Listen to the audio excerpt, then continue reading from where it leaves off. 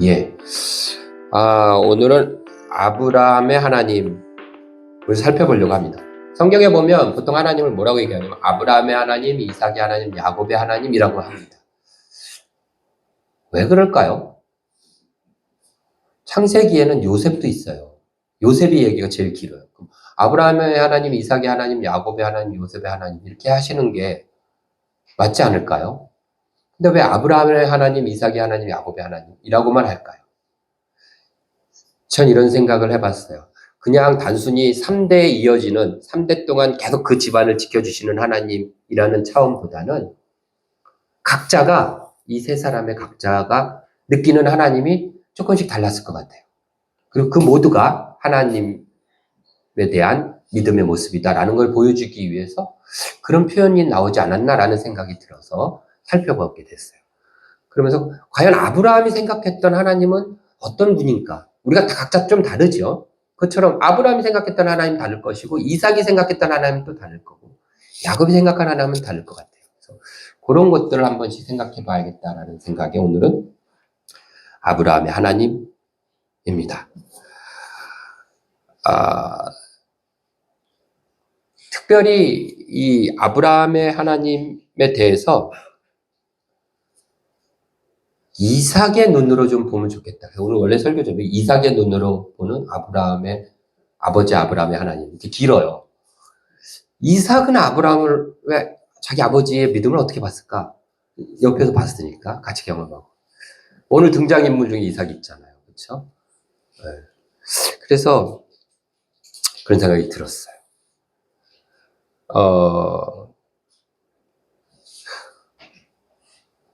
아빠와 딸은 아주 특별한 존재예요. 그 아빠들에게 딸이 있다라는 것은 축복입니다. 여기 저밖에 못 누리고 있잖아요, 여기에 지금. 우리 유건사님도 아들만 누리고. 다들 그러시잖아요. 아빠에게 딸이 있다라는 거는 뭐 다른 말이 필요 없어요. 축복인 것 같아요. 어릴 때 그 살겨움도 굉장히 좋은데, 크니까, 좀 의지하게도 되고, 그리고 여러분도 그거 보세요.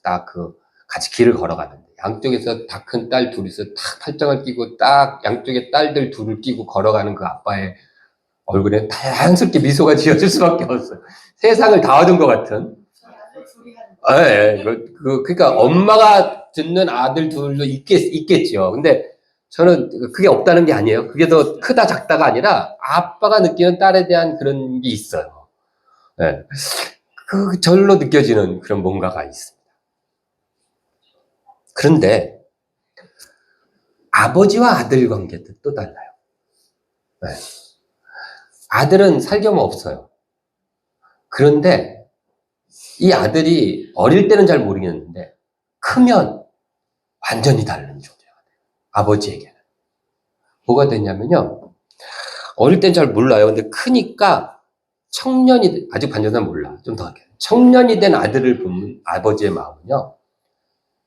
그러니까 젊을 때 나의 모습을 만나는 거예요. 그런 느낌이 들어요. 그래서 뭘 하면 그러니까 실수 많고 좀 어설펐던 나의 젊은 시절 있잖아요. 그게 딱 눈앞에 맞닥뜨려지는 거예요. 그래서 후회도 되고 아쉬운 게 또 있으니까 좀 안 했으면 좋겠어 막 가르쳐주기 시작하는. 이번에 이사하면서 다윗하고도 의자도 조립하고 막 해요. 저 혼자 하면 훨씬 빨라요. 후다닥 할 수 있는데 일부러 데리고 와서 같이 해요. 그게 좋아서 하면서 알려주는 거예요. 이 전동 드라이버는 어떻게 쓰는 거나 꽉 눌러서 이렇게 써야 된다. 너무 꽉 조이면 빠가지니까 그렇게 꽉 조이지 마라. 이런 얘기 하면서 해주면서 왜요? 내가 그 젊을 때 그런 거 몰라서 했던 실수도 안 했으면 좋겠는 거죠. 데려가서 세차를 했어요. 손세차를. 이사가 끝나고 나서. 손세차를 하는데, 막 열심히 해요. 나보다 더 열심히 막 뛰어다니면서 막 하는 모습을 보면서도, 이거 세차할 때 이건 이렇게 해야 되고, 저건 저렇게 해야 되고, 막 이렇게 알려주면서, 젊은 나를 대면하는 순간인 거예요. 큰 아들, 작은 아들 말고. 물론 아까 유건사가 말했듯이 엄마가 느끼는 아들, 큰 아들, 뭐 어렸을 때 아들, 이거 다르고, 엄마가 이렇게 딸 다르겠죠? 근데 저는 이제 그런 거 모르니까, 아빠니까, 아빠 입장에서. 본문에 나오는 이삭은 몇 살이었을까요? 5절에 보면 이렇게 되어 있어요. 5절 한번 누가 읽어주실래요? 예, 아브라함이 중동에게 이르되 너희는 나와 함께 여기서 지내리라. 내가 아이와 함께 저기 가서 예배하고 내가 너희에게로 돌아오리라. 예. 본문에 보니까 아이라고 돼 있어요. 나르라는 히브리어예요. 그러면 몇 살일까요? 몇 살 같으세요? 찍어보세요. 9살 같아요. 네, 제가 질문 들 땐 틀려달라고 하는 거라고 꼭 얘기를 했어요. 항상. 쫄지 말고 자신있게 틀려주시면 너무 감사합니다. 설교에 도움이 너무 많이 돼요. 5살, 예. 이 나르라는 말은요, 이런 의미야. 노인과 정반대되는 젊은 세대를 얘기할 때 쓰는 말이에요. 그러니까 노인 세대, 젊은 세대 이렇게 쓰잖아요. 그럴 때 노인과 정반대되는 단어로 쓰는 거예요. 그래서 일반적으로 어떻게 쓰냐면 결혼 정년기를 맞이한 총각을 부르는 말이에요. 그러면 예를 20살이라고 합시다. 다윗 나이 좀 됐을 것 같아요. 20살이라고 하면 아브라함 몇 살일까요? 120살, 100살을 낳았으니까. 그럼 120살 사람이 20살 애를 청년을 보면 아이라고 해도 별 이상한 말 아니죠. 그쵸? 그런 거예요. 솔로몬이 반역을 일으켰을 때 다윗이 솔로몬 부하들에게 그 요압 장군인가 뭐라고 압살롬 얘기하면 소년 압살롬을 좀 용서해줘라 이렇게 얘기해요. 소년이 아니에요. 벌써 반역을 일으킬 나이인데 그때 쓴 말이에요. 소년 압살롬 할 때 이 나르라는 단어가 쓰여요. 시편 119편 9절엔 청년이 무엇으로 그 행실을 깨끗하게 하리까? 청년이라는 단어가 바로 이 단어예요. 그러니까 이 말은 우리가 생각하기에 5살, 좋아요. 그런 아이가 아니라 청년이었던 거예요. 제가 얘기했던 아들을 대면한 아빠인 거죠. 120살 먹은 사람이 자기의 20대 때를 대면하고 지금 있는 그 아들인 거예요. 그 얼마나 볼 때 느낌이 그렇겠어요? 그런데 중요한 것은 1절에 뭐라 그래요? 하나님이 그 아들을 바치라는 거예요. 이렇게 돼 있어요. 그 일 후에 하나님이 아브라함은 시험하시려고 이렇게 돼 있어요. 그리고 네 독자를 바쳐라. 이렇게 얘기해요. 그런데 여러분들 어떻게 하셨을 것 같아요?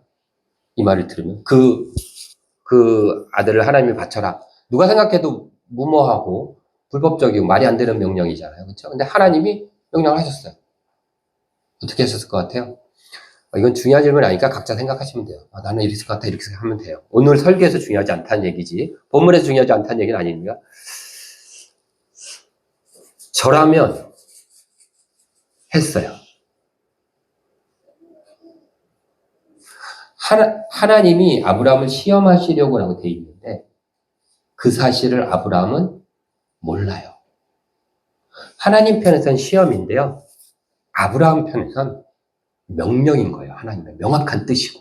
그것도 하나님 직접 나타나셔서 아브라함아 부르신 다음에 직접 언급하시는 명확한 하나님의 뜻이고 하나님의 강력한 명령인 거예요. 이게 하나님 시험이구나 이렇게 생각할 틈이 그렇게 몰라요. 아브라함은. 그렇잖아요. 하나님 편에서 시험이라고 지금 적혀 있는 것 뿐이지. 저한테 하나님 나타나셔가지고 이런 명령 하신다? 저는 할 것 같아요. 그것이 옳다 해서 하는 게 아니에요.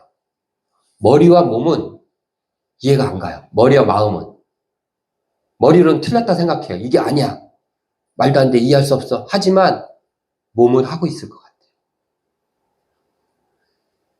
여러분 이런 신앙도 있어요. 머리로는 이해가 안 되는데 마음으로 동의가 안 돼. 근데 몸은 그냥 움직이고 있는 거예요.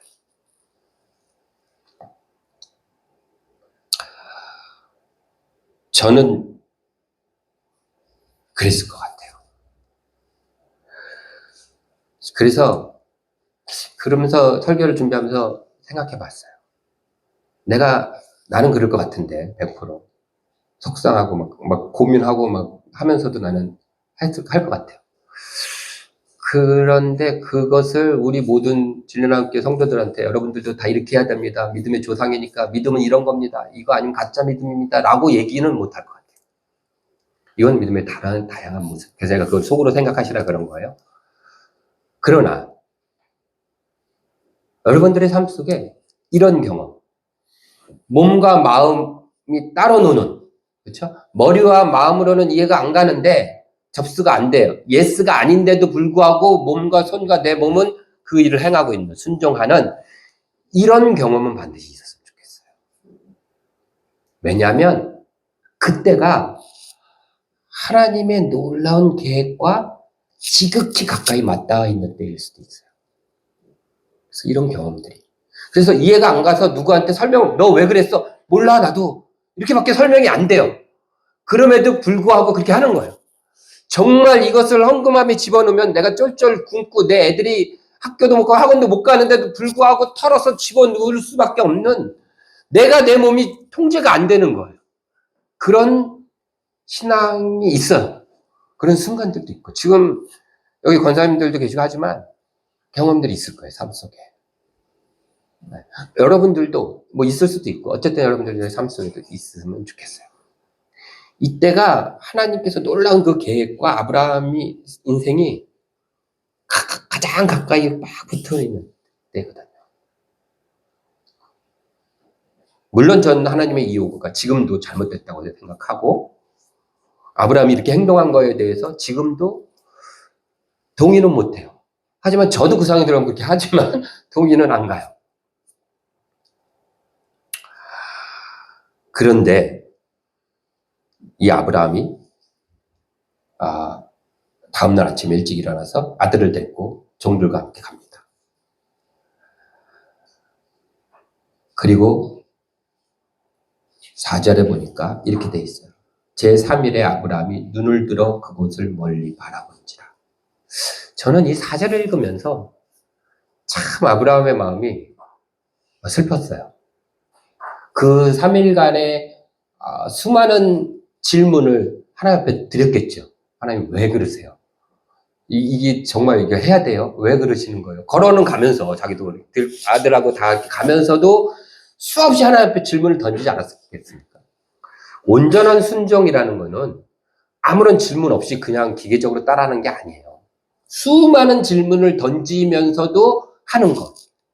저는 그게 온전한 순종이라고 봐요. 그 질문들은 거부하기 위해서 하는 질문이 아니에요.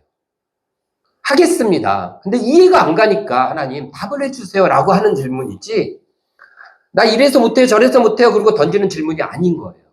그런 질문들 이해하기 위해서 하나님 뜻을 이해하고 더 그것을 풍성하게 받아들이기 위해서 하는 수많은 질문들과 도전과 때로는 막 따지는 말들조차도 온전한 순종 안에 들어가 있는 거예요. 저는 그게 필요하다고 봐요. 아브라함도 3일 동안 아들하고 얘기할 시간이 없었겠죠. 하나님과 얼마나 많은, 하나님 왜 이렇게 하셨어요? 내 인생에 왜 이래야 돼요? 우리 또 수많은 질문 던지잖아요. 그때 두려워하지 마세요. 그렇게 질문을 던질 때 내 신앙이 하나님과 멀어지지 않아요. 오히려 하나님과 가까워지고 있는 거예요. 하나님 이 일이 왜 이렇게 됐어요? 왜 안 들어주세요? 막 할 때는 오히려 하나님과 가까워지고 있는 거예요. 그런 게 없을 때가 하나님과 먼 거예요. 식어 있는 거예요. 그러니까 그러면서도 가는 거예요. 아들을 주기로. 저는 이 본문을 보면서 아브라함이 그 먼 곳을 이렇게 그 모리아산 드디어 아들을 잡아야 될 산에 왔잖아요. 3일 만에. 그곳을 이렇게 돼 있어요. 4절. 눈을 들어. 아브라함이 눈을 들어요. 그곳을 멀리 바라보는 거예요. 먼데 너무 가까운 거죠. 이게 왜 어릴 때 뭐 잘못을 해갖고 이제 집에 들어가야 되는데 집에 들어가면 100% 혼나요. 부모님한테.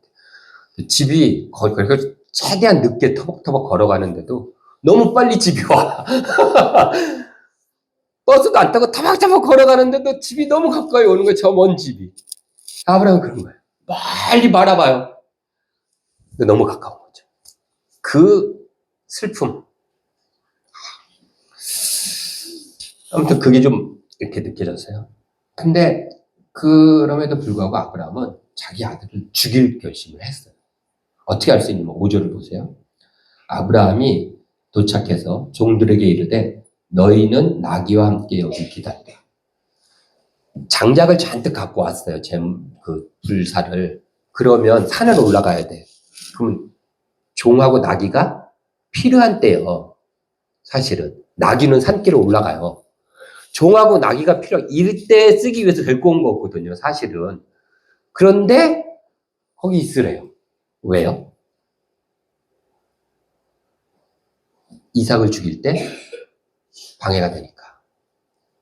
그렇지 않겠어요? 상식적으로 생각하면 종들한테 나귀에 실려갖고 산길을 올라가는 게 맞아요. 근데 기껏 잘 와갖고 그 밑에서는 진짜 산길을 올라가야 되는 데는 종이 필요하고 나귀 필요한 데는 니네 여기 있어. 단둘이 가는 거예요. 죽일 결심을 한 거예요. 그 이삭한테 장작을 나무를 지우고 올라가죠. 올라가면서 이삭이 물어보죠.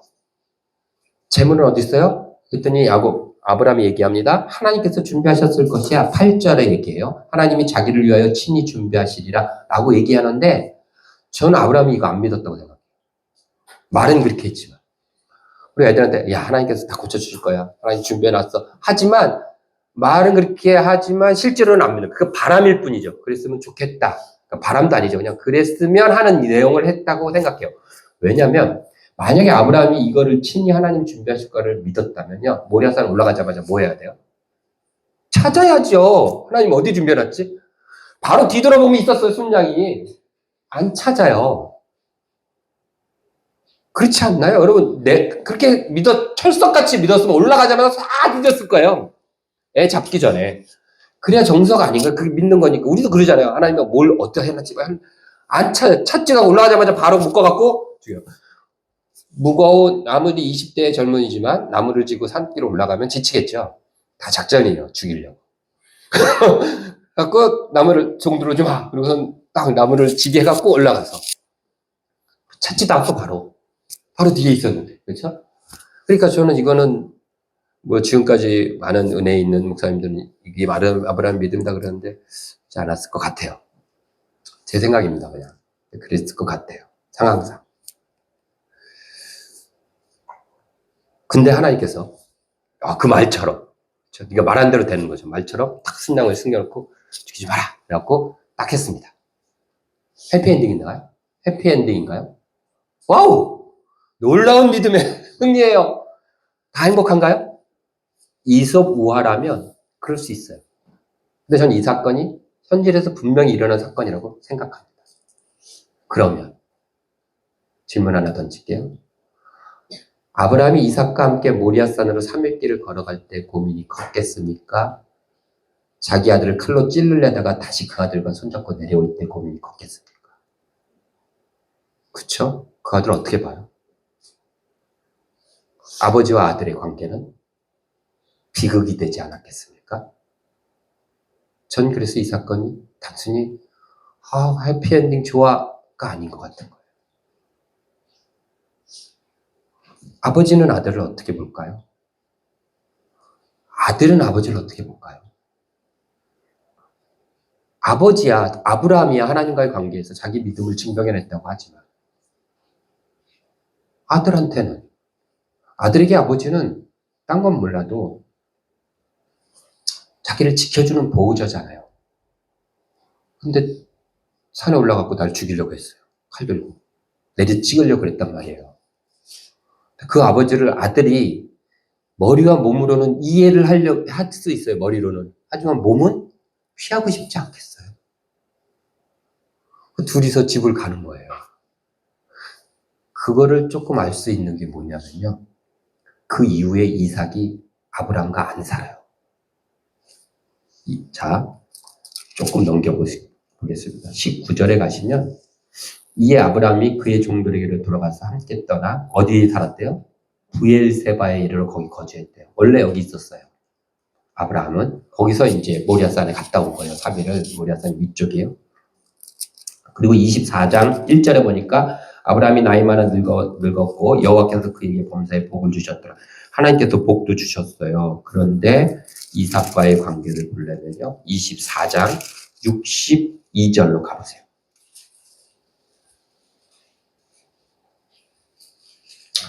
(24장 62절) 읽어봅시다. 같이 읽어줍시다. 시작. 그때 이삭이 부엘라 헤로이에서 왔으니 그가 네게부 지역에 거주하였습니다.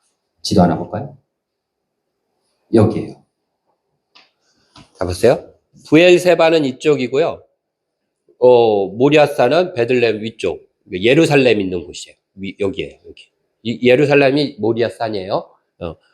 여기고 부엘세바는 여기. 여기서 3일 길을 걸어서 여기 간 거예요. 도착해서 여기 원래 살던 데요. 아브라함이. 그런데 이삭은 어디냐면 네게브 사막에 있대요. 사막으로 간 거예요. 사막으로 갔는데 거기에 어디 있대요? 부엘라 헤로이 근처에서 왔대요. 부엘라 헤로이 우리가 한번 들어본 진영이에요. 네. 부엘라 헤로이 근처 사막에 있는 이게 어떤 거냐면요. 그 아브라함의 종이 리브가를 데리고 와요. 그때 이제 이삭이 처음 리브가를 보는 거예요. 근데 어디서 오냐면 부엘라 헤로이 네게브 사막에서 와요. 조금 더 보고서 설명해 드릴게요. 65절에 보면 리브가가 그래서 이삭을 처음 보자마자 뭐라고 하면 들에서 배하다가 오는 저 남자 누구예요? 이렇게 물어봐요. 아브라함의 종한테. 했더니 그 종이 너 주인이다. 우리 주인의 아들이야. 네 남편 될 사람이야. 했더니 면사로 얼굴 딱 가리고 같이 가는 거예요. 그랬고 나서 보니까 맨 마지막에 67절에 보니까 이삭이 리브가를 인도하여 어디로 데려갔대요? 그의 어머니의 장막으로 데려가요. 아버지한테 안 가고. 그리고 거기서 살아요. 자, 부엘라 헤로이. 창세기 16장. 뭐 있었죠? 우리 옛날에 한번 살펴봤던 하갈이라는 여인이 나와요. 하갈이 사라한테 막, 이거 갖고 도망가잖아요. 아들 될 것 같아. 막 아들 죽겠어요. 막 이럴 때 하나님 만나주시죠. 그렇죠? 그리고선 그곳을 부엘라 헤로이. 무슨 뜻이에요? 나를 살피시는 하나님이에요. 나를 살피시는 이의 우물. 이렇게 돼 있어요. 하나님 나를 살피신다는 거예요. 이삭이 왜 거기 있을까요? 그리고 성경은 왜 그 지명을 딱 적어놨을까요? 아브라함하고 안 있고 사막에 가 있는 거예요. 이쯤 된다고 추측해요. 애국까지는 못 가고 그 경계선이에요. 거기서 이 부엘라 헤로이라는 곳은 하갈에게는 그런 일이 있었고 한번 볼까요? 네게브 상하 있죠? 우리 좀 해놓은 거. 이렇게 한 거예요. 부엘세바 헤브론 모리아산 갔다가 부엘라 헤로이로 요 밑에 더 밑에 있는 거예요. 이게 이삭의 여정이죠. 네게브 사막 보여드릴게요. 사진 2장. 이렇게 벌판인 거예요. 아무것도 없어요. 그러니까 저런 황량한 곳에 그냥 거기 가가지고 그 마음을 뭔가 나를 좀 하나님 살펴주세요. 이런 거잖아요. 부엘라 헤로이. 그곳은 버림받고 소외된 자들이 머무는 곳이에요. 그 방황하던 사람이 있는 거예요. 얼마나 이삭의 마음이 어땠는지를 성경은 이렇게 보여줘요. 처음 이삭이 등장하는 거예요. 그 사건 이후에. 이해가 가죠. 네, 여러분. 하나님은 그 일에서 침묵하세요. 하나님 개입해서 뭘 얘기를 해줄 수도 있는데 관계를 안 풀어주세요. 아브라함도 침묵해요. 하나님한테도 얘기 안 해요. 그냥 딴 일 해요. 이제 결론을 맺으려고 합니다. 아브라함 사건은 아브라함이 자식 이삭을 바치는 것이 하나님이 자신의 독생자 예수 그리스도를 바치는 그 이야기의 예표로 쓰여져 있어요. 그쵸? 그래서 자식을 내어주시는 그 사랑이 하나님의 마음이 쓰여져 있어요. 그럼 거기서 아브라함이 하나님의 마음, 하나님을 대표한다면 이삭은 누구를? 예수 그리스도. 아버지에게 버림받은 이삭의 마음과 하나님께 버림받은 예수의 마음. 예수님이 십자가에서 그러셨어요. 어찌하여 나를 버리시나이까. 놀랍게 닮아 있는 거예요. 아들을 내어주는 하나님의 마음만 볼 게 아니라 이 사건 속에서 아까 처음에 얘기했던 안톤 체호프의 총처럼 그곳에 있는 이삭에게도 반드시 그 주목을 해야 되는 거예요. 성자 예수님께서 땀방울이 핏방울 되도록 기도하셨을 때에도 침묵하셨던 하나님. 그 몸부림치며 어찌 보면 하나님과 한 몸이시지만 그 하나님이 자신이 제물로 드려지게 허락하신 것에 대한 배신감, 그러니까 단어가 이런 것밖에 생각 안 나서 그렇게 적절한 표현으로 쓰는 겁니다. 어쨌든 그런 것들에 대한 표현들이 성경에 있잖아요. 예수 그리스도 성자로서의 그곳에 침묵하신 하나님, 그 이삭의 모습이 이렇게 겹쳐지는 거예요. 그런데 그 예수 그리스도께서 그렇게 서운해하고 아파하고 자기 자식이 그거를 감수하시면서까지 하나님은 예수를 우리를 위해 주신 거예요. 여러분 생각해 보세요. 예수님이 죽은 예수 그리스도를 하나님께서 살리셨다 그래서 그 자기의 독생자를 죽인 사건이 사라지는 건 아니잖아요. 예수 그리스도는 죽임을 당했어요. 하나님 아버지의 뜻에 따라서 그 일은 없어지지 않는 거라고요. 물론 그것에 대해서 예수님이 흔쾌히 신적 성자로서 흔쾌히 동의하셨지만 그러나 그 일이 버림받았다는 그 일이 없어지진 않잖아요. 이삭이 살아서 내려왔지만 자기 목에 칼을 들이대려는 그 아버지의 칼끝과 눈빛은 그 얼굴 표정은 잊혀지지 않을 것처럼 예수 그리스도도 그랬을 거라고. 그 마음까지도 우리가 살펴볼 필요가 있는 거죠. 그런데 하나님은 그 예수 그리스도께 계속 침묵하세요. 아브라함이 지금 이삭에게 침묵하는 것처럼. 그래서 아브라함의 모습을 보면서 이런 생각이 들었어요. 아브라함의 하나님은 닮아가는 분인가 보다 라는 생각을 했어요. 아브라함은 하나님과 닮아가고 있어요. 그래서 여러분들 하나님이 어느 때는 굉장히 단호하시고 굉장히 잔인하시다라는 표현을 쓸 만큼 그럴 때가 있어요. 근데 저도 가끔은 그럴 때가 있어요. 신앙적인 측면에서. 이게 옳다 그렇다는 얘기가 아니에요. 닮아가지고 있어요. 아브라함의 신앙은, 아브라함이 느끼는 하나님은 닮고 이렇게 같아지는 분인 것 같아요. 가까워지고. 그게 아브라함의 하나님을 통해서 오늘 우리가 발견되어지는 모습이 아닐까라는 생각을 했습니다. 다음 시간에는 이삭, 또 야곱의 이야기들, 이런 관점과 방향으로 또 한번 우리가 또 짚어볼 것입니다.